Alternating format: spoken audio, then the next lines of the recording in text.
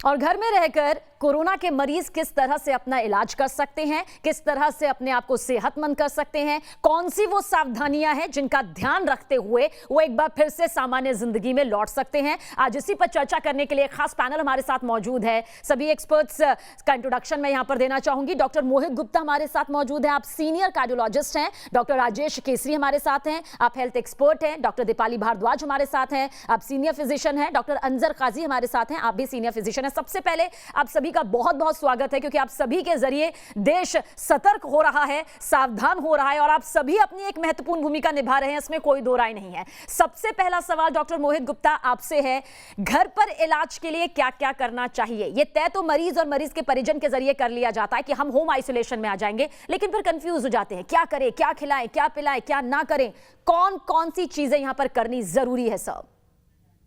देखिए 90% ज़्यादातर कोरोना की बीमारी है, खासकर सेकंड वेव में हमें ये समझना चाहिए कि वायरस कोई भी रूल्स नहीं फॉलो कर रहा है। तो इसलिए जब भी लोगों को वायरस की ये बीमारी या कोविड का जो प्रूवन सिम्टम्स होते हैं, तो हर बुखार को आते ही आपको क्लियर समझ जाना है कि हाई पॉसिबिलिटी है कोविड ही है। रिपोर्ट आए या ना आए, हमें उसका इलाज इमीडिएटली स्टार्ट कर देना है। अब स्टार्ट करते ही हमको 4 बातों का ध्यान रखना है। सबसे पहले मुझे अपने आप को आइसोलेट करना है। Masking is very very important even in the home. और जो घर में बाकी लोग हैं उनको भी मास्क इमीडिएटली पहन लेना है, नंबर 1। सेकंड चीज़, जब आप ये कर रहे हैं, इसी के साथ-साथ आपको बुखार के लिए अब 4 चीज़ों का अपना चार्ट मेंटेन करना है। वो चार्ट में आपको क्या-क्या, बहुत सिंपल चार्ट है, बड़ा ईज़ी चार्ट है, वो है टेम्परेचर। दूसरा है आपका ऑक्सीजन सैचुरेशन कितना है, इसको रेगुलरली मेंटेन करिए हर 4 टू 6 आवर। तीसरा आपका पल्स रेट कितना है। और जब भी आपको बुखार आता है तो पैरासीटामोल की प्लेन गोली या उसके साथ अगर हम कोई और दवाई लेना चाहें, अगर हमको बुखार कम नहीं आता तो हम ले सकते हैं। इसको आप पैरासीटामोल की गोली को 4 से 5 से 6 बारी भी रिपीट कर सकते हैं, क्योंकि ये बिल्कुल सेफ है। तो इस चार्ट को आपको मेंटेन करना है। खाने में क्या खाएं या ना खाएं, आप सब कुछ खा सकते हैं, जो आपको पसंद है, जो आपको सुकून दे, जो आपको चैन दे, सब कुछ खाएं। ठंडे को थोड़ा अवॉइड करें।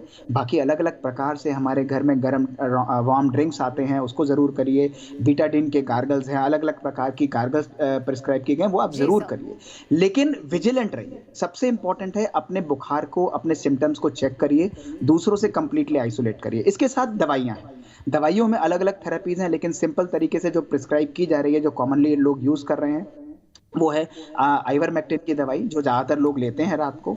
इसी के साथ दो कई लोग ज़्यादातर हैं डॉक्सीसाइक्लिन की गोली भी लेते हैं, वो भी एक सवेरे और शाम 5 से 7 दिन ले सकते हैं। और कुछ लोग फेविफ्लू करके है, फेविपिराविर की जो गोली है वो भी ले सकते हैं। लेट मी टेल यू कि किसी का कोई औचित्य या प्रॉपरली स्टडी नहीं है, लेकिन एक ये हम सबका एस्टिमेट है कि ये बेनिफिट दे सकती है। तो अगर ये नुकसान नहीं कर रही तो ऐसी गोलियों को लेने में हमें हार्म नहीं है। लास्ट ठीक है सर, जिंक है, विटामिन सी है, ऐसी गोलियों को जो एक्सेसरी विटामिन है उनको प्रॉपर पर हम आ रहे हैं कि आखिर घर पर इलाज के लिए क्या क्या करना चाहिए और होम आइसोलेशन के दौरान कौन कौन सी दवाइयां लेनी चाहिए।